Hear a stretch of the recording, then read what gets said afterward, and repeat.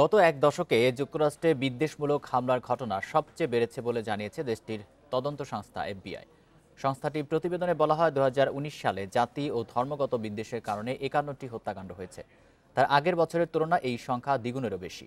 2014 সাল থেকে প্রতি বছর যুক্তরাষ্ট্রে জাতি ধর্মগত বিদ্বেষমূলক অপরাধের ঘটনা বাড়ছে।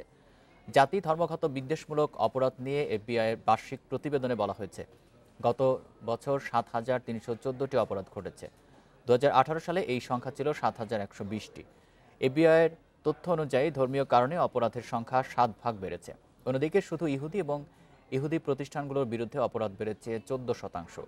লাতিনোদের বিরুদ্ধে 2019 সালে অপরাধ ঘটেছে 527টি। এর আগের বছরের তুলনায় এটি 8.7% বেশি।